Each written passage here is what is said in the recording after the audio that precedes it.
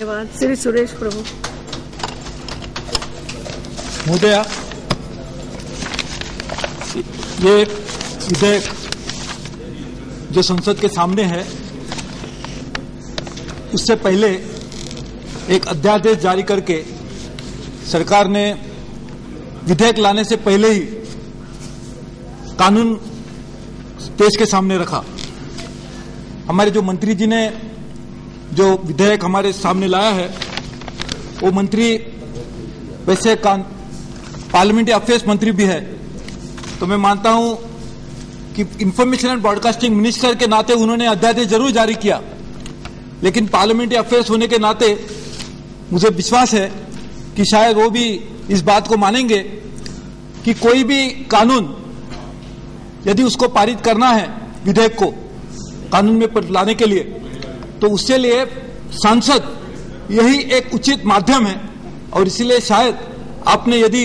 उसे information broadcasting minister के नाते जरूर लाया होगा, लेकिन पार्लियामेंट्री अफेयर्स के नाते आप भी उसका विरोध करेंगे, ऐसा मैं जरूर मानता हूं। महोदया, ये देश में अभी हाल ही में क्रिकेट का एक फीवर जारी हुआ है। वैसे डेंगू है,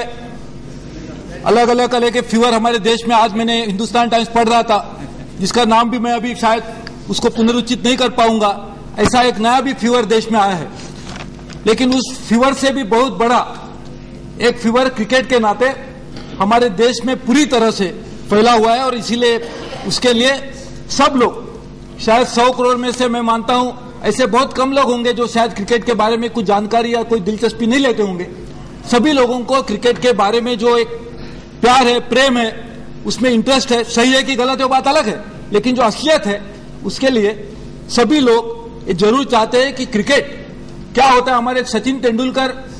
आउट हो जाएंगे तो बहुत लोगों को हार्ट अटैक भी होता है, और इसलिए इस तरह के क्रिकेट के बारे में जानकारी लेने के लिए सभी लोगों को यह आवश्यक है कि एक अच्छी माध्यम से सब तक क्रिकेट का गेम पहुंचे। आज हमने ये जो विधेयक लाया है उसमें cricket control board of India ने जो जिस तरह का एग्रीमेंट निम्बस्कर कंपनी के साथ, शायद वही कंपनी होगी, उनके साथ जो किया हुआ, उसके कारण एक कठिन सी परिस्थिति देश में पैदा हुई। मैं चाहता था, पेपर में अखबार में पढ़ रहा था, क्योंकि क्रिकेट में तो मैच देख नहीं पा रहा था, इसके लिए अखबार ही पढ़ना एक साधन था। उसमें हमें पता चला कि शायद एक कंपनी के साथ जो एग्रीमेंट किया, इसके लिए दूरदर्शन को राइट्स नहीं मिले। Cricket control board of India के जो अध्यक्ष है वो भी हमारे देश के कृषि मंत्री है। मैं मानता हूं ये शायद मामला ग्रुप ऑफ मिनिस्टर में जाके ज्यादा अच्छा सेटल हो सकता था, क्योंकि एक मिनिस्टर क्रिकेट खेलते हैं और हमारे दूसरे जो मंत्री है वो अच्छी तरह से फुटबॉल भी खेलते हैं, लेकिन शायद उन्होंने ग्रुप ऑफ मिनिस्टर को ये मामला नहीं दिया। उन्होंने एक अच्छा किक करके वो आज संसद के सामने मामला हमारे सामने आया है, और ये अच्छा किक किया, लेकिन as a good footballer I must congratulate you for that. लेकिन आज इसके ये जो अध्यादेश आया है उसकी वजह से कुछ बहुत सारे इश्यूज हमारे सामने। एक तो मैं उसका स्वागत इसलिए करता हूं क्योंकि एक आम जनता जो है वो जरूर क्रिकेट देखना चाहेगी, और क्रिकेट के साथ साथ उसके लिए कुछ और दाम न देते हुए आम जनता के लिए यदि वो क्रिकेट देखने की एक सुविधा मिलती है तो दूरदर्शन एक जरूर साधन है। और हमारे देश में जो टेरेस्ट्रियल जो चैनल्स है उसमें मैं मानता हूं दूरदर्शन एक ही ऐसा चैनल है कि जो पूरी तरह से सभी विश्व के, अभी सभी देश के लोगों को देखने का एक मौका मिलता है। हाल ही में हमारे जो राष्ट्रीय खेल हुए गुवाहाटी में, उससे पहले ही उल्फा ने कुछ लोगों को मार दिया था, इसके लिए सब लोगों की नजर उस खेल के ऊपर थी, लेकिन वो खेल भी शायद हमारे देश में यदि पहुंचा तो उसका भी कारण ये दूरदर्शन ही था। इसलिए दूरदर्शन जो काम करती है उसका जरूर, उसके कुछ खामियां हैं, उसके लिए हमको कुछ अलग से चीज देखनी चाहिए, लेकिन क्रिकेट के लिए ये जो आप करें उसका मैं स्वागत करता हूं। उसी तरह से यूनिवर्सल सर्विस ऑब्लिगेशन, आज हमने टेलीफोन के ऊपर यूनिवर्सल सर्विस ऑब्लिगेशन डाला है, उसी तरह से दूरदर्शन के ऊपर भी एक यूएसओ का ऑब्लिगेशन है, और उस तरह का यूएसओ ऑब्लिगेशन काफी देशों में है, जिसे इस तरह का खेल लोगों तक पहुंचने के लिए ऐसी सुविधाएं दी जाती है।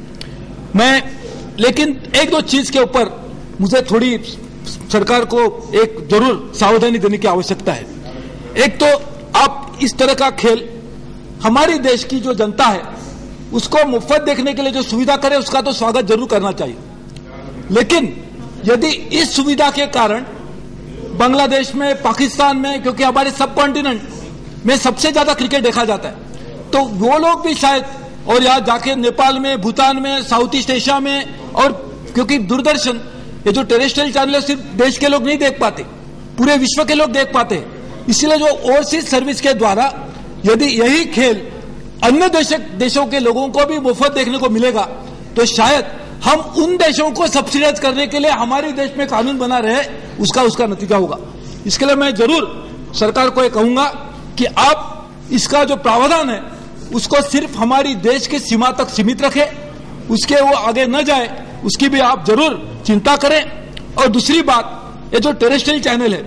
अभी तो सेट टॉप बॉक्सेस सब जगह में लग रहे हैं, लेकिन डायरेक्ट टू होम जो सर्विस है, वो जो प्लेटफॉर्म है, शायद वो प्लेटफॉर्म आप उसके लिए यदि